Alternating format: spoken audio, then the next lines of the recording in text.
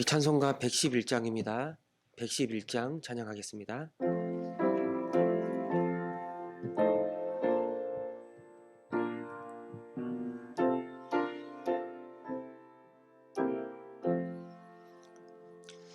귀중한 보배 허물 주 앞에 드리고 우리의 몸과 마음도 다 함께 바치세. 진리는 오묘하고 사랑은 성결해. 주께서 탄생하신 거룩한 날일세. 주께서 주신 은혜 한없이 크오니 우리가 받은 것을 감사히 바치세. 기쁨은 충만하고 소망은 불변해. 정성과 마음을 다해 경배를 드리세. 들에서 밤을 새며 양치던 목자들 하늘에 빛난 영광 보고서 놀랐네. 천사의 기쁜 소식 목자들 듣고서 찾아와 경배하며 영광을 돌렸네. 아멘. 코로나 확산이 장기화되고 있습니다. 정부에서는 연말 연시에 5인 이상의 이런 사적인 모임들, 그런 모임을 갖지 말라라는 그런 조치를 내렸습니다. 3단계로 올라가면 경제적으로 너무 어렵기 때문에 2.5단계를 유지하면서 또 사적인 5인 이상의 모임을 금지하도록 그런 조치를 내렸습니다. 이 정부와 방역당국과 그리고 우리 온 국민들이 함께 마음을 모아서 이 어려움의 때를 잘 극복할 수 있도록 우리들의 마음과 생각들을 붙잡아 달라고, 정부에서 이런저런 계획과 조치를 가지고 이끌어간다 하더라도 우리 국민 한 사람 한 사람 마음이 협조하지 않으면 이 코로나 이 어려움을 이겨낼 수가 없습니다. 이 겨울 이 독감도 확산되고 있고 또 코로나도 확진자가 늘어나고 있는 정말 어려운 시기인데 하나님께서 우리들의 마음들을 붙잡아 달라고, 또 병상이 또 부족하고 그래서 의료 처계가 굉장히 어려움에 처할 수 있다고도 그렇게 이야기를 하는데, 하나님 이 모든 어려운 시스템들이 잘 정비되게 하시고 이 어려운 고비들을 지혜롭게 이겨나갈 수 있도록 우리를 붙잡아 달라고, 우리 시간 한번 이 코로나 확산과 관련해서 애쓰고 있는 정부 당국자들과 또 우리 국민들을 기억하면서 함께 기도하겠습니다. 하나님 아버지, 연말 연시에 5인 이상 모임을 금지하도록 하는 조치가 취해졌습니다. 정말 어쩔 수 없는 그런 상황에 놓여 있어서 또 정부는 또 소상공인을 비롯한 이 경제적으로 어려움에 처한 사람들을 외면할 수가 없어서 이런 조치들을 취하고 있는 것 같습니다. 정부와 또 방역당국의 이런 계획과 이런 조치 가운데 하나님 지혜를 주셔서 하나님 우리나라 여러가지 코로나를 극복하는 과정 속에서 정말 하나님 모든 것들이 잘 협력하고 합리적으로 해결해 나갈 수 있도록 주님께서 인도하여 주시기를 원합니다. 또 우리 국민들의 마음에도 이 방역 조치에 따라가는 그런 선한 마음을 허락하여 주셔서 이번 겨울과 이번 연말과 이번 성탄은 정말 우리가 조용히 집에서 보낼 수 있도록 우리들의 마음과 생각들을 주장하여 주옵소서. 그 어느 때보다 조용히 보내는 시간이지만 이 시간을 통해서 우리의 인생을 돌아보게 하시고 또 우리 크리스찬들은 이 성탄의 의미를 깊이 묵상하며 주님이 왜 이 땅에 오셨는지를 기뻐하며 감사할 수 있는 그런 시간들이 되게 하여 주옵소서. 하나님, 이 고비를 우리가 잘 극복하기를 원합니다. 우리나라뿐만 아니라 전 세계적으로도 정말 걷잡을 수 없는 확진자가 일어나고 또 많은 사람들이 목숨을 잃고 있습니다. 하나님, 긍휼을 베풀어 주옵소서. 그 어느 때보다 주님의 긍휼과 그 어느 때보다 주님의 따뜻한 사랑이 필요할 때임을 고백하오니 이 땅, 이 나라, 모든 민족, 이 사람들에게 하나님의 긍휼을 베풀어 주셔서 이 어려움을 잘 감당해낼 수 있도록 도와주옵소서. 아멘.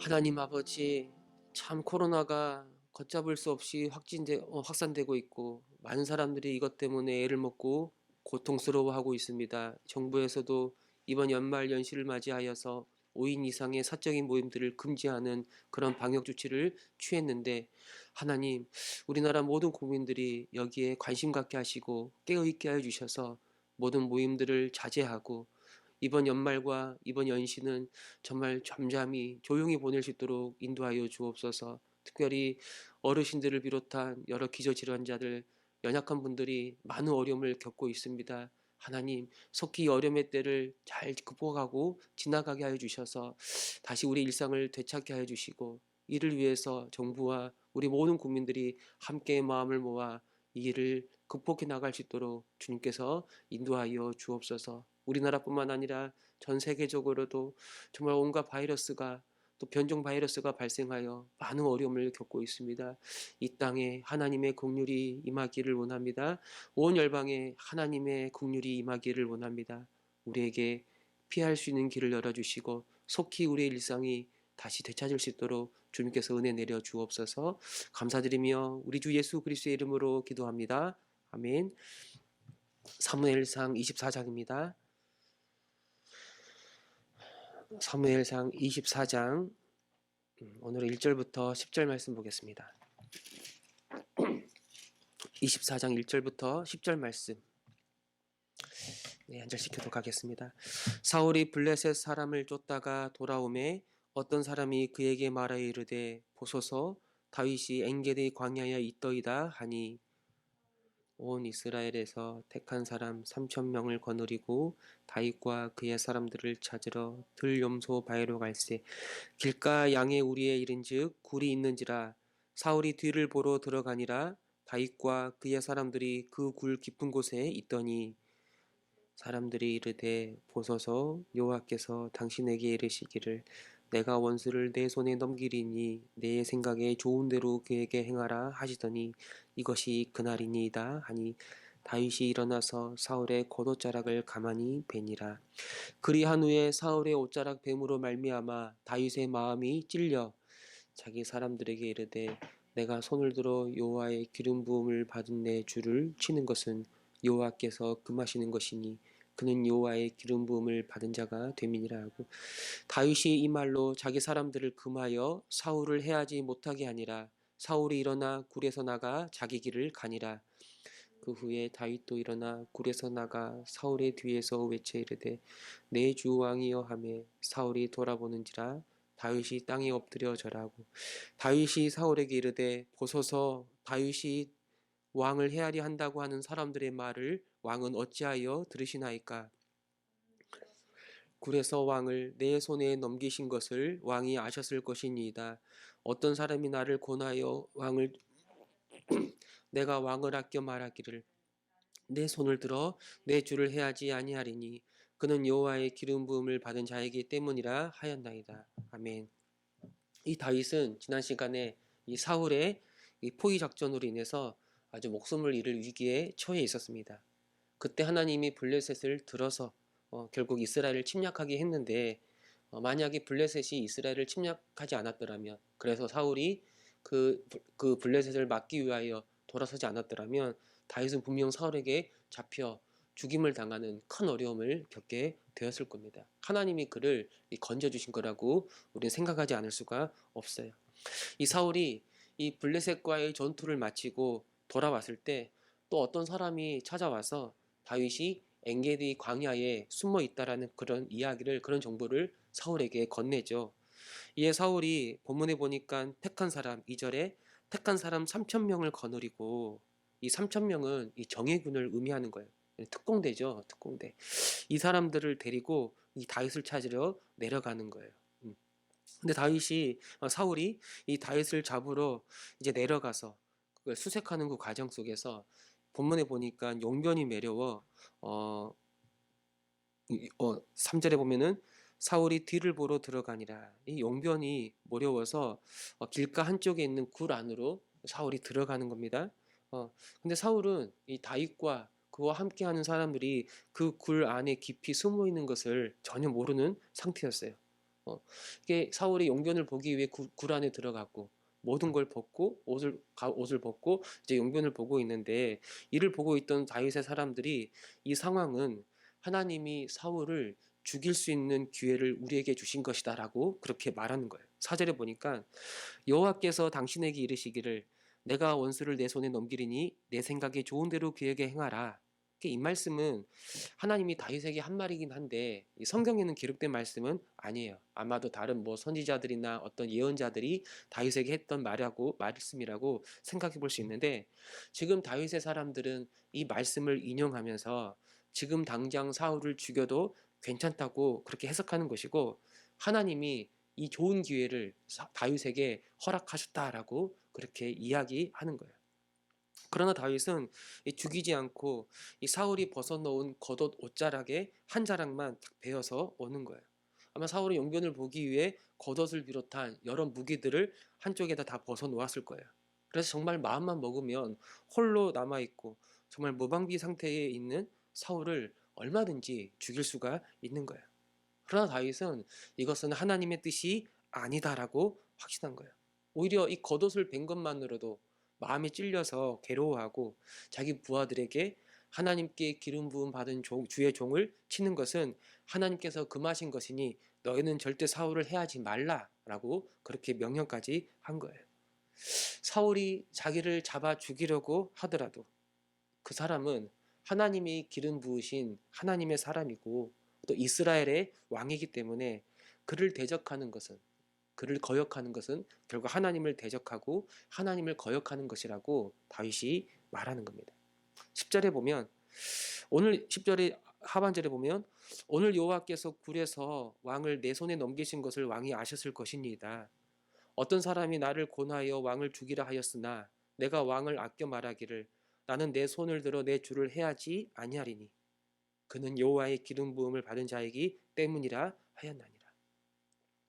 굴 속에 용변을 보러 혼자 들어와 있는 사울을 볼 때 다윗과 함께하는 많은 사람들은 이제 이 지긋지긋한 이 도망자의 삶, 이 지긋지긋한 이 광야의 삶을 끝낼 수 있는 아주 절호의 기회, 하나님이 주신 기회라고 생각했던 거예요. 그러나 다윗은 그게 아니었죠. 그 문이 열리고 그 기회가 열렸다고, 그 상황이 펼쳐졌다고 그것 자체가 하나님의 뜻이 아니라 어떤 상황이라 하더라도 하나님이 기름 부어 세우신 이스라엘의 왕을 해하지 않는 것, 이것이 바로 하나님의 뜻이라고 다윗은 분명히 확신하고 있는 거죠. 여러분, 누구라도 이런 상황을 만나면 이건 하나님의 기회라고 생각하지 않겠습니까? 흔들리지 않겠어요? 막 가슴이 두근거리지 않겠습니까? 다윗 입장에서도 이 광야의 삶을 완전히 청산하고 이제 이스라엘의 왕으로 등극할 수 있는 기회, 이 사울을 죽이기만 하면, 사울이 죽으면 다윗은 이스라엘 왕으로 등극할 수 있는 기회가 열린 것 아닙니까? 그러나 다윗은 이건 하나님의 뜻이 아니라고 분명히 선을 긋는 거예요. 그 상황과 그 환경이 아니라 하나님의 말씀이 그를 붙잡고 있었고, 하나님이 기름 부은 왕을 대적하는 건 자기가 해야 할 일이 아니라고 다윗은 확신하고 있는 거예요. 설령 이 사울 왕이 다윗을 죽이려고 하고 정말 엉망으로 이스라엘을 다스린다 하더라도, 사울이 그 왕으로서의 합당하지 않는다 하더라도 그를 치고 그를 내리시는 분은 하나님이지, 우리가 하나님을 대신하여 아주 교만하게 그렇게 행할 수 없다라고 다윗은 말하는 거예요. 여러분, 우리는 어떤 변하는 상황에 따라서 어떤 상황에 따라서 하나님의 뜻을 구하는 게 아니라 변하지 않는 하나님의 말씀을 따라서 주의 뜻을 구하고 순종할 수 있어야 돼요. 만약 어떤 상황이 나에게 어렵게 다가오면 우리는 어떻게 해야 하는가? 우린 낙심하고 절망해야 합니까? 내 상황이 좀 여의치가 않고 굉장히 어려운 가운데 처한다면 우린 낙심하고 절망해야 되는가? 또 반대로 환경이 열린 것처럼 보인다면 와, 열렸네라고 생각하면서 교만하여 내 마음대로 살 것인가? 아니요, 우린 그럴 수가 없어요. 우리는 다윗처럼 우리가 어떤 상황에 처해 있든지 간에 오직 주의 말씀과 주의 뜻을 분별하여 주의 인도함을 따라 살아갈 수 있어야 돼요. 특별히 여러분, 우리가 주님의 뜻을 구할 때 주님은 우리의 환경과 우리의 상황을 통해서 우리가 가야 할 길을 알려주실 때가 있습니다. 그럴 때가 있어요. 뭐 닫혔던 문이 열리고 때로는 열렸던 문이 닫히기도 하는 거예요. 문이 닫혔다면 잠깐 기다리라는 주님의 뜻이라고 생각할 수 있고, 문이 열렸으면, 어떤 길이 열렸으면 하나님이 나에게 가라고 그렇게 말씀하시는 그런 사인일 수도 있어요. 그런데 우리의 상황이 열려 있다고 해서 마음대로 살아갈 수는 없어요. 예를 들어서 내가 뭐 죄를 지을 수 있는 어떤 상황이 열렸다고 해서 하나님이 나에게 이렇게 살아도 괜찮아 라고 그렇게 말씀하시는구나 라고 생각하면서 죄를 짓고, 하나님이 나에게 그런 상황을 열어주셔서 나도 어쩔 수 없이 그렇게 죄를 지었습니다 라고 변명하면서 하나님께 핑계를 대는 것, 이것처럼 어리석은 일은 없는 거죠. 이건 이럴 수가 없는 거예요. 중요한 건 우리의 어떤 상황이나 우리의 환경이 아니라 하나님의 마음, 바로 하나님의 뜻이 무엇인지를 바르게 분별하는 거예요. 그럼 우리는 어떻게 하나님의 뜻을 분별할 수 있는가? 우리가 하나님이 어떤 분인지를 알 때, 하나님이 어떤 분인지를 알 때 그분의 인격과 그분의 속성과 그분께서 우리를 위하여 어떤 일을 행하셨는지를 우리가 알 때 바로 하나님의 뜻을 이해할 수가 있는 거예요. 하나님은 특별히 하나님의 말씀을 통해서 우리에게 자신을 보여주셨고, 우리가 하나님 말씀을 알아갈 때 하나님을 알아가고 하나님의 뜻을 분별할 수가 있는 거예요. 가장 큰 원칙이 무엇이냐면, 하나님의 뜻은 우리가 어떤 상황에 있든지 간에 하나님을 사랑하는 거예요. 내가 지금 이 길을 걸어가는 게, 아니면 내가 이 길을 잠깐 멈추어 서는 게 정말 주님께 영광이 되는 것인가? 정말 주님을 기쁘게 하는 것인가? 그렇게 살아가려는, 때로는 그렇게 멈추려고 하는 내 마음의 동기와 중심을 잘 살피고, 내 안에 주님을 향한 그 마음, 주님의 영광을 위한 그 마음이 있는지를 잘 살펴봐야 하는 거예요. 그리고 한 가지 또 큰 원칙이 무엇이냐면, 내가 이 길을 걸어가는 가운데 내 이웃들을 섬기고 내가 그들을 사랑하기를 원하는가? 내가 용서하고 내가 품어주고 내가 도와주고 내가 섬기고 내가 이끌어주고 내가 그들을 온전케 하고자 정말 이 일을 하기를 원하는가? 뭐 예를 들면 우리가 돈을 버는 건 잘못된 일이 아니죠. 그런데 너무 욕심을 부리고 내가 탐욕 가운데 살다가 다른 사람들에게 큰 피해를 끼치고, 또 마땅히 내가 돌봐줘야 될 사람들이 있는데 내가 돈을 구하기 위해서 그런 탐욕에 빠져서 내가 마땅히 섬기고 내가 마땅히 돌봐야 될 사람들을 외면하고 있다면 이건 분명히 주님의 뜻이라고 말할 수가 없는 거예요. 이 두 가지 큰 원칙, 하나님을 사랑하여 하나님께 영광을 돌리고자 하는 그런 마음, 그리고 내 이웃들을 돌보고 사랑하기 원하는 이 마음, 우리가 이 두 가지 큰 원칙 안에 있다면, 그 안에 있다면 우리는 무엇을 하든지 간에 그것은 하나님께 기쁨이 될 것이고 하나님의 뜻을 따라 살아가는 사람이 될 것입니다. 하나님, 어떤 상황이나 어떤 환경에 따라서 내가 움직이는 사람이 아니라 내가 어떤 일을 만나더라도 주의 뜻을 지혜롭게 분별하여 주의 말씀, 주의 뜻을 따라 살아가는 자가 되게 하여 주옵소서. 지금 내가 선택하려는 이 결정과 이 일이 정말 주님께 영광이 되는지를 항상 마음을 살피게 하시고, 내가 선택하는 이 일이 결국에는 다른 사람을 섬기고 그들을 돌보고 그들을 온전케 하는 일에 조금이라도 기여하는 그런 삶이 되게 하여 주옵소서. 이 상황과 환경이 나를 통제하는 것이 아니라 하나님의 말씀과 하나님의 뜻이 나를 통제하고 주님의 그 다스림에 순종하는 자, 그래서 정말 복된 인생, 하나님께 영광이 되고 많은 사람들에게 은혜를 나눠줄 수 있는, 그들을 섬길 수 있는 그런 복된 인생으로 살아가게 하여 주옵소서. 이 새벽 이 말씀을 가지고 기도하며 나아가는 저와 여러분 우리 모두가 되시기를 소망합니다. 아멘.